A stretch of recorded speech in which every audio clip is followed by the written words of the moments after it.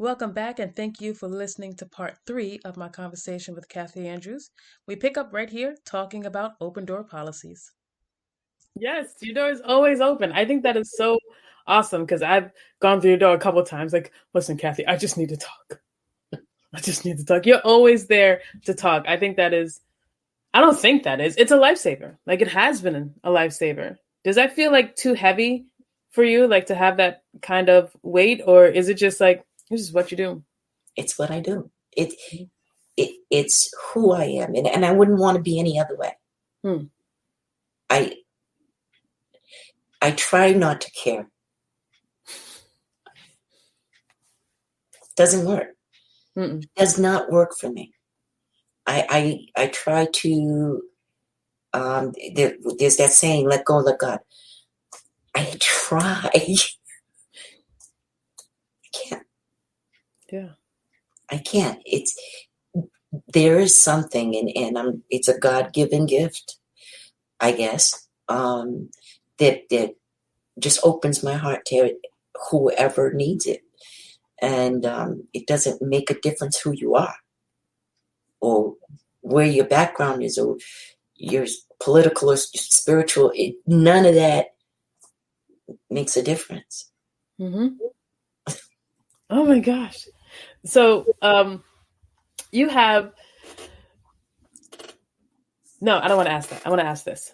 You were, I'm just changing my mind. Um, you have this really great way of communicating with people, especially if someone makes a foul.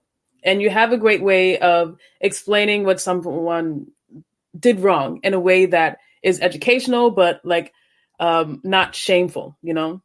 Is that something that you had to learn, or is that just a thing you could always do? Like learning how to speak to people and correct social behaviors in a way that doesn't really put people down but educates them. Like, is that something you had to learn, or? I think for me, it's I want to treat people the way people treat. I want to be treated. Mm-hmm. So I'm going to treat you the way that I want to be treated. I don't want you all up in my face. Yeah. And so I'm not going to go up in your face that way. And I find now, even with my grandchildren, they're learning, and their siblings and their brother, sister. And the brother is older. So he kind of messes with her, and she stands her ground, and she's coming out fighting. And we just had this conversation, and I said, "You had a fight last night. What if something happened to him overnight? How would you feel?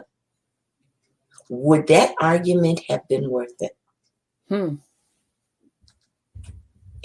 When you stop and think about what's petty and what's important, What's petty and what's important? Uh-huh. when you stop and I mean, we all do it. We all go, "What are you talking about?" You know, um, and then you get angry and you don't talk. Uh, I had an aunt who used to tell me, "Never go to bed mad." Hmm. And I've been to bed mad a lot of times.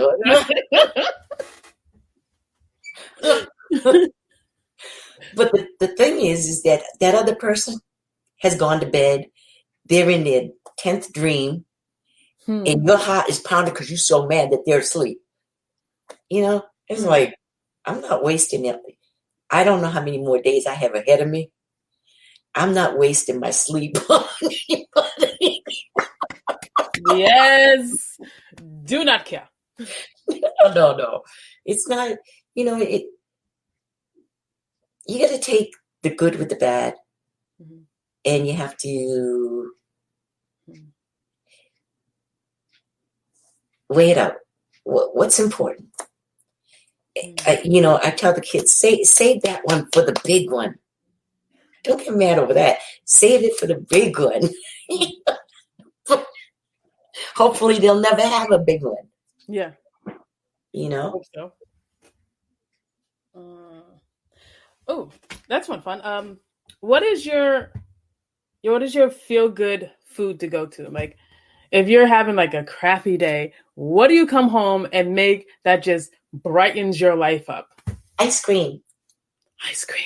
Ice cream. I love ice cream.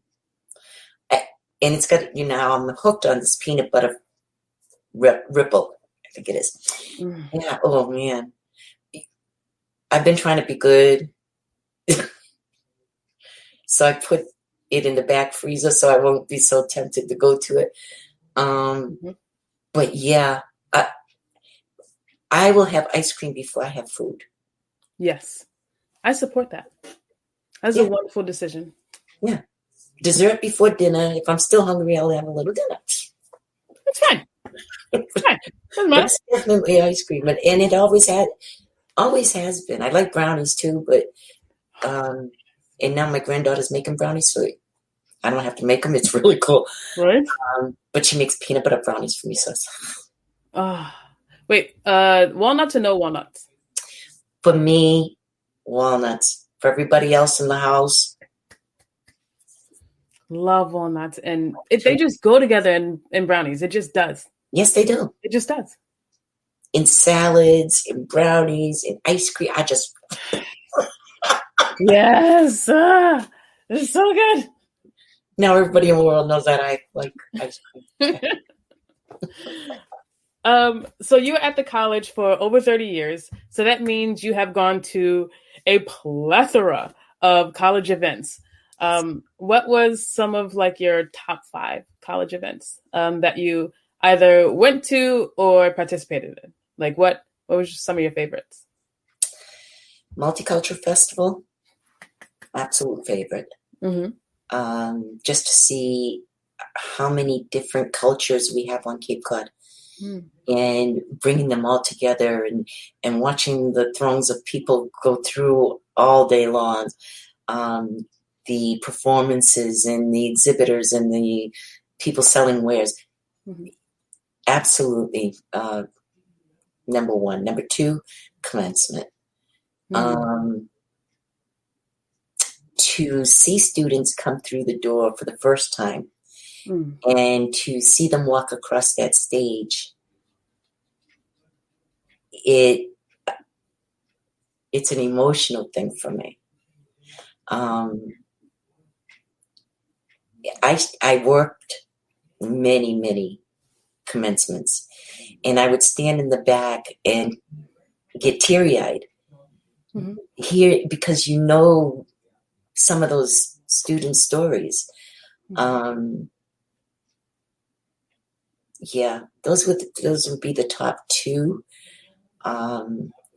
My clubs, having the Rotaract Club and the Unity Club, being advisor to those, having you as the president of, and I'll never forget you coming to my door. That was a story in itself. Miss New York, man, right? Ready to go. Like, let's go do this thing. And you were too, because within an hour you had all those signatures. But to formulate that club and make it what you did, where it was so diverse. The Rotaract Club became so diverse. Rotaract is awesome. Those were some of the really memorable moments for me. And I think the last one was my retirement. Yes. When I, because that was another emotional thing for me. To close a door that I had lived in for many years. That was tough. Excuse me. I went to your retirement. No, can you? I know, I'm sorry. It was a wonderful retirement. Your cake was amazing. Wasn't it? Yes. I really like cake. I do. I love cake. Oh, boy. So we're all stuck in quarantine. At least we should be. We're all watching Netflix and Hulu and stuff like that. What are you watching? This month, Black Experience. Nice. I'm watching all these movies with Sidney Poitier and all these. I'm catching up. Yes. I'm going to rewind on my younger years. Nice. Yeah, that's what I've been. Because I get tired of watching the news. You know what I'm saying? Yes. So I've been catching up on movies, and I keep threatening to go back to my knitting, actually, which sits in my corner. It's been sitting there. Let me see, Nerea's going to be 12 years old. Yeah, it's been sitting there for 11 years. Nerea's going to be 12? Jaden's going to be 13 next month. What even? Thank you for listening to part 3 of my conversation with Kathy Andrews. Stick around for part 4.